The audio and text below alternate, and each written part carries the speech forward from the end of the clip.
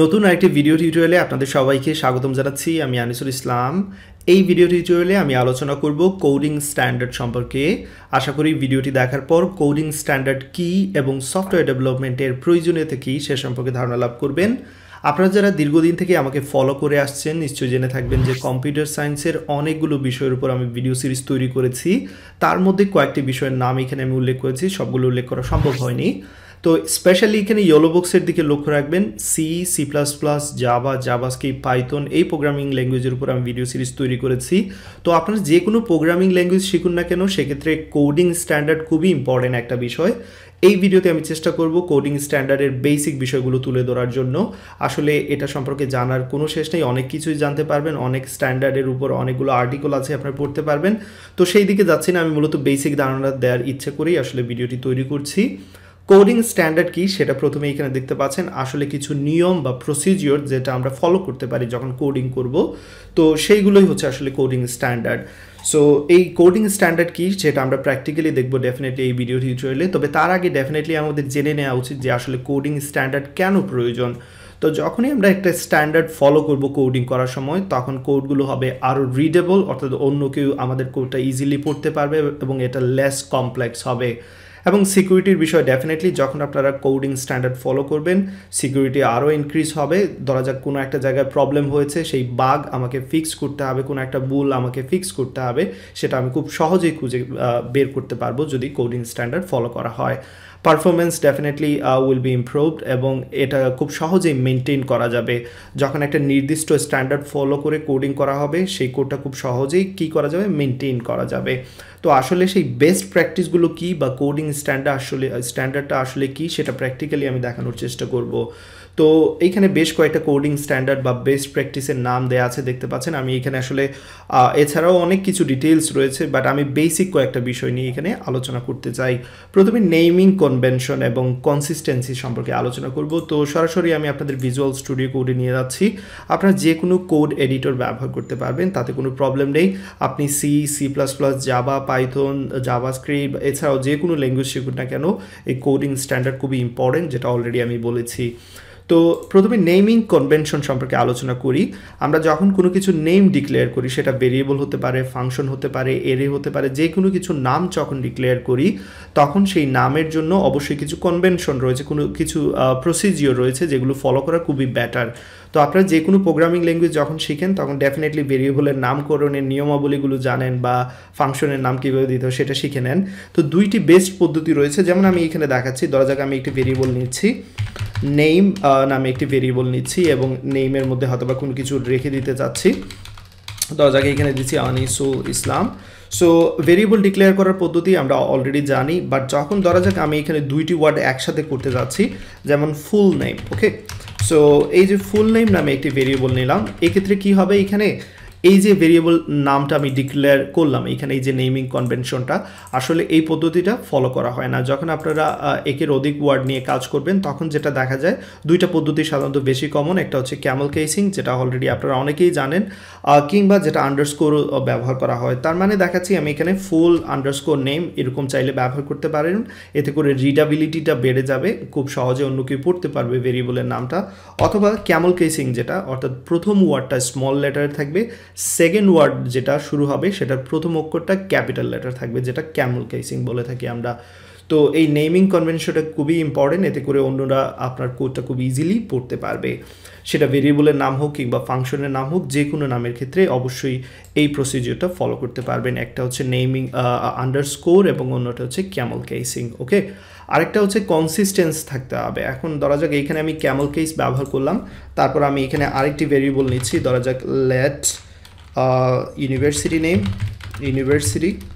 Name, এই যে ধরা যাক এখানে আমি এলইউ দিলাম। তো এখানে যদি আপনারা ফলো করেন, আমি নিচেরগুলোর দিকে এখানে দেখাচ্ছি, ফুল নেম এখানে আমি ক্যামেল কেসিং ইউজ করেছি, এখানে আবার আন্ডারস্কোর ইউজ করেছি। তো একই প্রোগ্রামের মধ্যে বা একই ফাইলের মধ্যে এই যে আমি ডিফারেন্ট কনভেনশনগুলো ইউজ করছি, এটা ডেফিনেটলি রেকমেন্ডেড না। আইদার আপনি ক্যামেল কেসিং ইউজ করুন কিংবা আন্ডারস্কোর, ডেফিনেটলি এটা ভালো হবে যে কোডটা পড়বে তার জন্য, ওকে। এবং কোনো জায়গায় সেমিকোলন দিলাম, আবার কোনো জায়গায় সেমিকোলন দিলাম না, ডেফিনেটলি এগুলো রেকমেন্ডেড না। তো যাই হোক, এই ছিল নেমিং কনভেনশন সম্পর্কে এবং কনসিস্টেন্সি, অর্থাৎ যে পদ্ধতিটা ফলো করেন সেটা বজায় রাখতে হবে, সেটাই ইম্পর্টেন্ট বিষয় এখানে। ওকে, তারপর ধরা যাক এখানে কিছু বিষয় আমি দেখাতে চাই, যেমন আমি এখানে লেট এক্স ইকুয়াল নিলাম অথবা হোয়াটএভার, নেম ইকুয়াল নিলাম, আমার নাম নিলাম। তো ভেরিয়েবলের নামগুলো যখন আমরা ডিক্লেয়ার করব তখন যাতে সেগুলো অর্থবোধক হয় সেটার দিকে একটু লক্ষ্য রাখতে হবে। তো আমি চাইলে এখানে এক্স ইকুয়াল ডেফিনেটলি এরকম লিখতে পারতাম, যেটা পারফেক্টলি ভ্যালিড ভেরিয়েবল, বাট আমাদের যেটা করা উচিত অবশ্যই একটা ভেরিয়েবল যখন ডিক্লেয়ার করব সেটা দেখা মাত্রই যাতে বোঝা যায় সেই ভেরিয়েবলের আসলে উদ্দেশ্যটা কী। সো এটাও একটা বিষয় খেয়াল রাখতে হবে। তারপর যখন আপনারা সাপোজ এখানে একটি ফাংশন আমি নিচ্ছি, ফাংশনের নাম দিয়ে দিচ্ছি ডিসপ্লে ফাংশন, এবং এখানে ফাংশনের বডিটা দিলাম। তো ফাংশন যখন ডিক্লেয়ার করবো, ধরা যাক আমি এখানে একটি ভেরিয়েবল ডিক্লেয়ার করেছি, তারপর ফাংশন ডিক্লেয়ার করেছি। তো এইগুলো যখন করব তখন অবশ্যই একটা গ্যাপ রাখার চেষ্টা করব, যেটাকে আমরা ইনডেন্টেশন বলে থাকি।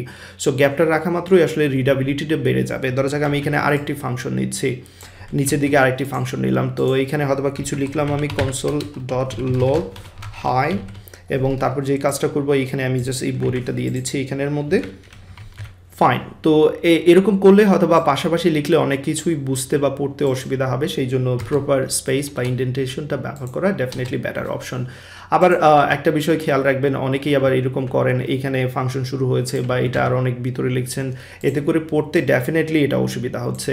তো আসলে আমাদের যে কোড এডিটরগুলো রয়েছে, যেমন এখানে আমি ভিজুয়াল স্টুডিও কোড ব্যবহার করছি, আপনারা হয়তো বা কোড ব্লকস বা আদার এডিটরগুলো ব্যবহার করছেন, এই কোড এডিটরগুলো কিন্তু অটোমেটিক্যালি ফরম্যাটিংটা করে থাকে। তো আমি এখানে ভিজুয়াল স্টুডিও কোডে Ctrl+Shift+F চেপে দেখতে পাচ্ছেন এখানে আমি ফরম্যাটিংটা করে নিলাম, অর্থাৎ ইনডেন্টেশনটা সবগুলো ঠিকঠাক আছে।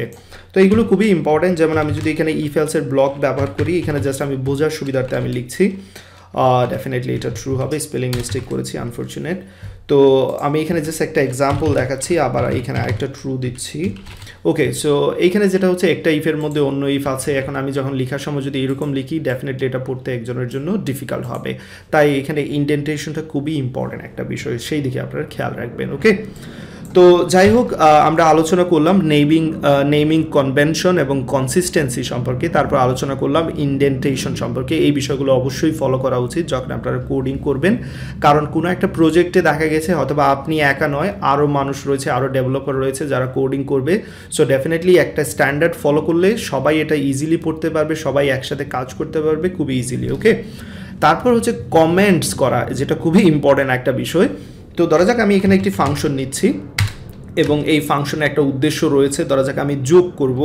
তো এখন যদি আমি এখানে রেজাল্ট দিয়ে রাখি, লক্ষ্য রাখবেন এখানে, এবং এটা প্রিন্ট করবে ধরা যাক console.log, আমি এখানে দুইটি সংখ্যা প্রিন্ট করব x + y, এবং সেইগুলোকে এখানে ভেরিয়েবলের মধ্যে পাস করে দিচ্ছি x, y চেপে। তো এবার যে কাজটা করতে পারি, আমি এই ফাংশনটাকে কল দিতে পারি এখান থেকে রেজাল্টকে, এবং এখানে দিয়ে দিচ্ছি 20, 30। সো এটা কি করবে, আমি যদি কোডটা রান করি, আপনারা লক্ষ্য রাখবেন ডেফিনেটলি এই রেজাল্টটা প্রিন্ট করে দেখাচ্ছে।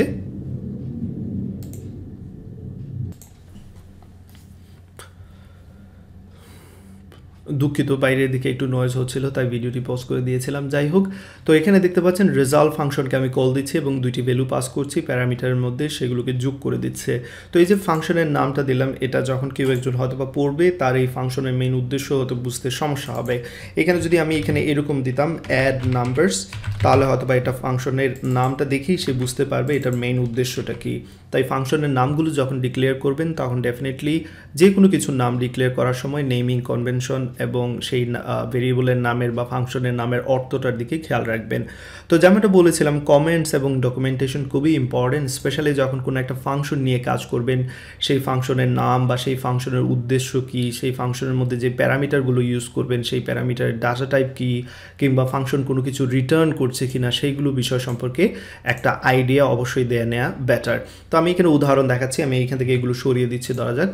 তো আমি এখানে এই ফাংশনের জন্য যদি আমি একটি ডকুমেন্টেশন তৈরি করি, তো সেই জন্য যে কাজটা করতে পারবো বা কমেন্ট তৈরি করি, ভিজুয়াল স্টুডিও করি, খুবই একটা ইজি পদ্ধতি আছে। এখানে দুটি অ্যাস্ট্রিক দেওয়া মাত্রই দেখতে পাচ্ছেন অনেক কিছু এখানে চলে এসেছে। তো এই যে প্যারাম বা এটা আপনাদের যে এডিটর আছে বা আপনারা যে কোড ব্লকস ইউজ করছেন বা যে কোনো এনভায়রনমেন্ট ইউজ করেন সেক্ষেত্রে হয়তো বা এরকম নাও থাকতে পারে। তো সেক্ষেত্রে আপনারা যেরকম কমেন্ট করেন ডকুমেন্টেশনের জন্য সেই কমেন্টটা তৈরি করে নিতে পারেন, অটোমেটিক্যালি হয়তো বা এই জিনিসগুলো আসবে না আপনাদের ক্ষেত্রে। তো এখানে মেইন উদ্দেশ্য হচ্ছে আমি দেখাতে যাচ্ছি যখন ফাংশনের ব্যবহার করবেন সেই ফাংশনের নাম, ধরা যাক এইখানে আমি ব্যবহার করছি ফাংশনের নাম add numbers. Okay, so add numbers function will add 2 numbers, that's it. So এখানে জাস্ট একটা ডেসক্রিপশন দিয়ে দিলাম সেই ফাংশনের। তারপর এখানে প্যারামিটার কী কী প্যারামিটার ইউজ করবেন এখানে দেখতে পাচ্ছেন এক্স ওয়াই দুইটি প্যারামিটার আমি নিচ্ছি এবং এদের ডাটা টাইপ কি সেটাও আমি চাইলে এখানে বলে দিতে পারবো। ধরা যাক আমি এখানে দিয়ে দিচ্ছি নাম্বার। তো অন্যান্য প্রোগ্রামিং ল্যাঙ্গুয়েজের ক্ষেত্রে অথবা এরকম আছে ইন্টিজার, ফ্লোট, আপনারা চাইলে এখানে ইন্ট, ফ্লোট এগুলো লিখে দিতে পারেন। তো এইখানে মেইন উদ্দেশ্য হচ্ছে কি যে ফাংশনের নাম হচ্ছে অ্যাড নাম্বারস, এই ফাংশনটা দুইটা নাম্বার কি করবে, যোগ করবে। দেন এখানে প্যারামিটার কি রয়েছে এক্স ওয়াই, এক্স প্যারামিটার হচ্ছে যেটা ডাটা টাইপ হচ্ছে নাম্বার। ওকে, এখানে বলে দিতে পারি এটা হচ্ছে ফার্স্ট নাম্বার, এক্স হচ্ছে ফার্স্ট নাম্বার এবং ওয়াই হচ্ছে সেকেন্ড নাম্বার। তো জাস্ট কিছু ইনফরমেশন এখানে দিয়ে দিলাম, এটা হচ্ছে এই ফাংশনের জন্য সুবিধা। কেন সেটা আমি বলছি, এখানে কোনো রিটার্ন টাইপ দিচ্ছি না। তো এবার লক্ষ্য রাখবেন আমি যখন এই ফাংশনটাকে ব্যবহার করতে চাইবো নিচের দিকে লক্ষ্য রাখবেন অ্যাড নাম্বারস, এবং এইখানে যখন আমি অ্যাড নাম্বারসে আসবো তখন দেখবেন এখানে কিছু ডেসক্রিপশন দেখাচ্ছে। তো এই ডেসক্রিপশনগুলো দেখাচ্ছে কারণ আমরা এই যে ডকুমেন্টেশনটা বা কমেন্টিংটা করেছি সেই জন্যই মূলত দেখাচ্ছে। এখানে বলে দিচ্ছে যে প্যারামিটার এক্স যেটা হচ্ছে first number, parameter y second number, এবং ইভেন ডেটা টাইপগুলো বলে দিচ্ছে যে এগুলো কী কী রিসিভ করতে পারবে। তো ধরা যাক এখানে আমি প্রোগ্রাম করলাম হয়তো বা 150-200 লাইন নিচে চলে আসলাম, বাট ডাজ নট ম্যাটার, আমার সেই ফাংশনে আবার যেতে হবে না যে সেইখানে আমি কী কী পাস করতে পারবো। আমি চাইলে এখানে যখনই মাউস নিচ্ছি হোভার করছি দেখতে পাচ্ছেন এখানে বলে দিচ্ছে যে এখানে কি রিসিভ করতে পারবে, প্রথমে একটা নাম্বার, সেকেন্ডে একটা নাম্বার, এটা রিসিভ করতে পারবে। তো ধরা যাক আমি এখানে দিচ্ছি 10 20, সেক্ষেত্রে কোনো কিছুই প্রবলেম নেই এবং পারফেক্টলি কাজ করবে। এবার যদি আমি এখানে একটা স্ট্রিং দিয়ে থাকি তো ডেফিনেটলি এখানে এরর দেখাচ্ছে এবং বলে দিচ্ছে যে এখানে argument of type string is not assignable to parameter of type number. So string assignable নয়, জাস্ট নাম্বার দিতে হবে। ওকে, তো এই যে বিষয়গুলো কমেন্টিংয়ের বিষয়গুলো খুবই ইম্পর্টেন্ট, আশা করি এই বিষয়গুলো আপনারা ফলো করবেন যখন কোডিং করবেন।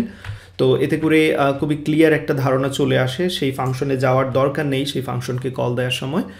ডেফিনেটলি সবগুলো ডেসক্রিপশন সেই ফাংশনের জন্য দেখাবে যদি প্রপার ডকুমেন্টেশন করে থাকেন। ওকে, তারপর যে বিষয়টা নিয়ে আলোচনা করব আসলে যেটা আমরা অনেক সময় করি যে রিপিটেবল কোড আসলে বারবার রিপিট করি।